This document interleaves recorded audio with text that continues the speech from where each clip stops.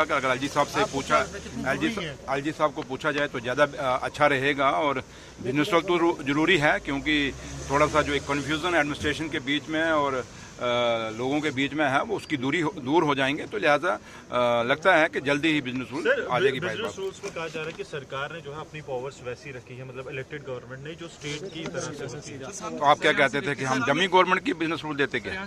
आप क्या चाहते थे? इसलिए जहाँ तक ताल्लुक है, बिजनेस रूल हमने अपने लिए नहीं रखा, ये लोगों के कामों के लिए।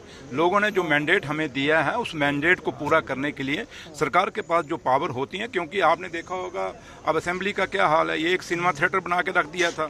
आज देखिए माइक की हालत क्या है, चलते ही नहीं है। तो इसलिए ये जम्मू कश्मीर का असेंबली है और यहाँ पे आपने, और हम नहीं कह रहे, आपने देखा होगा भारतीय जनता पार्टी के ऑनरेबल एमएलए हैं, वो भी ये बात कहते हैं कि जो पावर्स हैं सरकार के पास, क्योंकि सरकार के पास पहले एमएलए के पास होंगी तो ऑटोमेटिक सरकार के पास होंगी। इसलिए पावर ये जरूरी नहीं कि हमें चाहिए, ये पूरी जो लोग भी जीत के आए हैं उनको पावर चाहिए, क्योंकि उनके पास एक मैंडेट है। लोगों का जो काम, जिस मैंडेट के लिए जो मैंडेट लोगों ने दिया है हम लोगों को, वो काम हमने पूरे करने हैं, वो वादे पूरे करने हैं। इसलिए उसके लिए बिजनेस रूल का बहुत जरूरी है। बीजेपी ने डिस्क्रिमिनेशन की बात की परसों, अगर आपने देखा होगा, उन्होंने पवन गुप्ता ने फिगर्स भी दिखाए, उन्होंने कहा कि जम्मू के साथ डिस्क्रिमिनेशन हो रहा है। देखिए, जम्मू के साथ अगर डिस्क्रिमिनेशन की बात करते हैं तो जब पवन गुप्ता जी खुद मिनिस्टर थे और एमओएस फाइनेंस थे 2015 में, तो उनको पूछिए कि आपके दौर की लिस्टें निकाल के देखें। लेकिन जहां तक नेशनल कॉन्फ्रेंस का ताल्लुक है, नेशनल कॉन्फ्रेंस के कायद और लीडर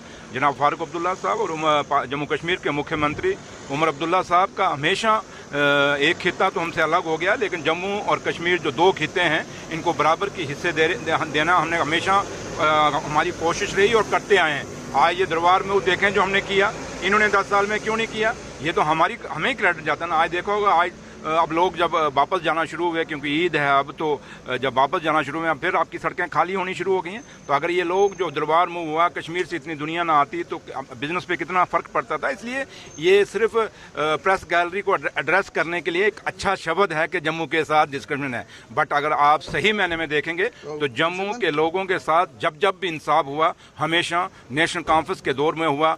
नेशनल कॉन्फ्रेंस की गवर्नमेंट जो बनी, हमेशा उसके दौर में इंसाफ हुआ, उससे पहले।